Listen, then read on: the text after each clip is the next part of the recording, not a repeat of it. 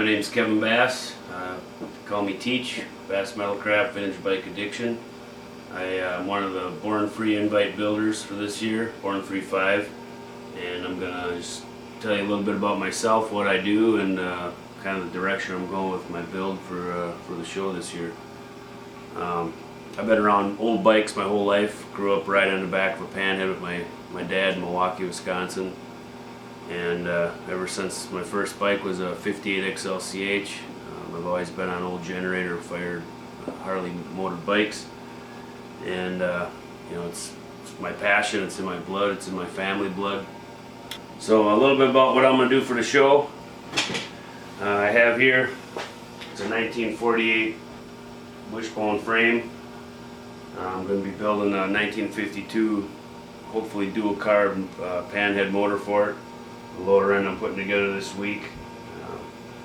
It's going to be kind of a street strip kind of bike. I'm going to have 2 sets of wheels with it at the show. So there'll be one set that you can see on the rear. I got an 18-inch NOS Avon slick I'll be running. I laced up a star hub to an aluminum step shouldered wheel. And I'll be doing the same to the front with actually a 21-inch step shoulder wheel. I'll be lacing that to a spool hub and keeping everything kind of rough and raw. This won't be a bike that's going to have a ton of chrome and shiny paint. It's going to be more just bare bones, a cool bike for what it is. Just to get on it and go rip up the streets, take it to the track, and then change your tires and hit the bar afterwards. A lot of work to be done on it yet. I got a fully polished 46 knuckle tranny in there right now. I took a old Model A, or the old Ford spare tire cover fender, modified it for an old Dure semi marker light for a tail light. I got an old Wassel tank that I've been working on modifying that. I changed the mounts, Friscoed it some, and now I'm adding some of my detail to the sides. This, if you look at it from the side, you can kind of see how the frame, arcs of the frame will tie into the tank itself. Different radiuses and the curves will kind of all fit in together. So it's been planned out what I want to do. I didn't just wing it. I got a set of Hellings and Stelling style angled risers. These are actually solid brass, and they were patinaed to get that dark bronzy finish. I'll have a lot of Parkerized parts on this, a lot of dark colors. The paint job itself is going to be probably a deep gunmetal gray with some blacks and maybe a little bit of eggshell and silver. Keep it kind of raw and gritty but refined. Up on the lift here you can see one of my other projects. This is was my plan B for the show. It's a 1940 ULH, so actually a factory 80-inch flathead motor. Getting rebuilt right now for that. I got some original Flanders bars on it. 1940 frame, 46 Springer, 48 tanks on it right now, and kind of a collection of parts and stuff I've gotten through the years. Over here I have my daily rider, the grocery getter, the workhorse for me. It's my 47 knuckle. Everybody knows it as Elvis. I rode this bike from Minneapolis to Born Free 3 2 years ago. Left here on a Friday, and after a week of riding I got to California. Made it all the way.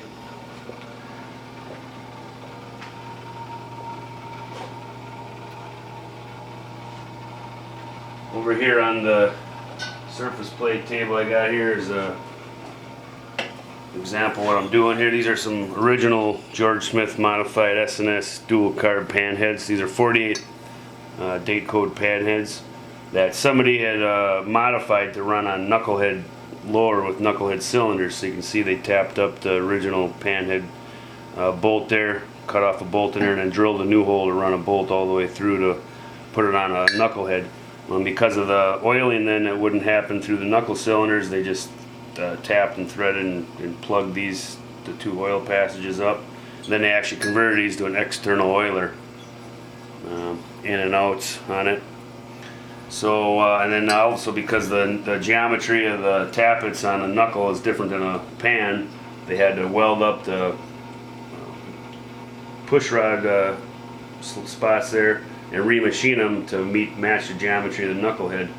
So now I want to turn these back to pan head, so I'll have to get this out of here, re-weld all this up, re-tap that to work again, re-weld these up, re-index, and that's why I have a stock 48 head here that I can use once I get this stripped down. I'll put this in my mill, get it jigged up, take all my measurements, get it set up, and then I can just switch the heads and then remachine these to match what the original ones would have been like. So once I do that and I get that fixed, I'll have to take away the external oilers again, but then they should be ready to put on that 52 lower end if all goes well. Over here on this table you can see I got some stuff going on. These are my wheel covers that I make and sell, Baas Metalcraft. Over here I got my wife's 1939 Knucklehead. This is a bike I built for her about 2 years ago.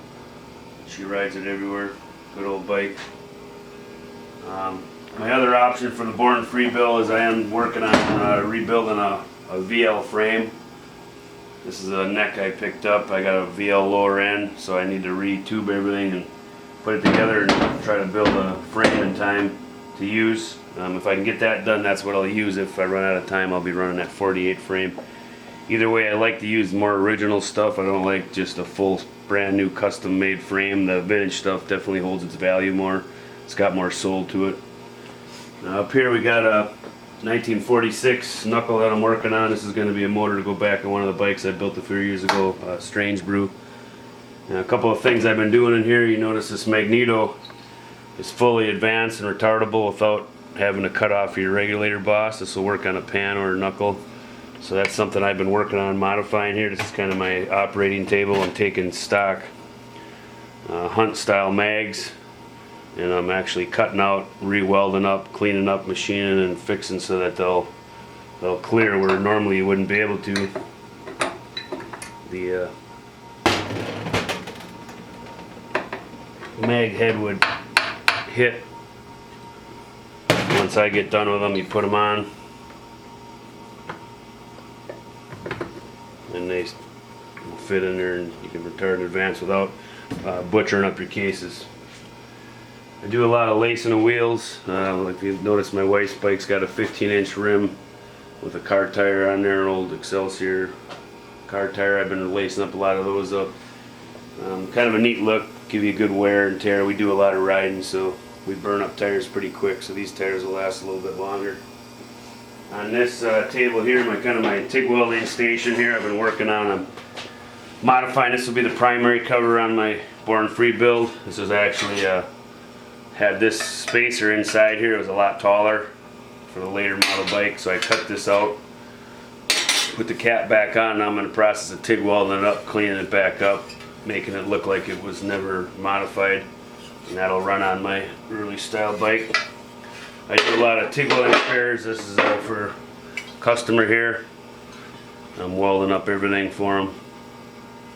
This is all cracked and blown out. I've been slowly welding, shaping, grinding, texturizing, and then I go back, do it again, kind of do that process till eventually I'll have it all fixed up. You'll never know it was welded on. Look like new. So that's a little about me. Outside of what I do in my Baas Metalcraft Vintage Bike Addiction, I also teach at the Kennedy High School chopper class. Those of you who have heard of that, I'm a public high school teacher. I've been there for 15 years, and I'll be heading there tomorrow with the camera to get some footage of the kids to show you the bikes in class there. Let you see what they're working on, and my plan here is to get this bike, get most of my work that I need to do on it by myself and here done, and I'll bring this all to school and have the students actually help me with the final assembly, the final mock-up, some of the final fabrication stuff. So they'll be a part of the Born Free build as well, and I've already talked about the show. They know what it's about, and they're pretty excited for me. So yeah, it's an honor to be asked to be an invite builder this year. There's a lot of great builders, a lot of great people.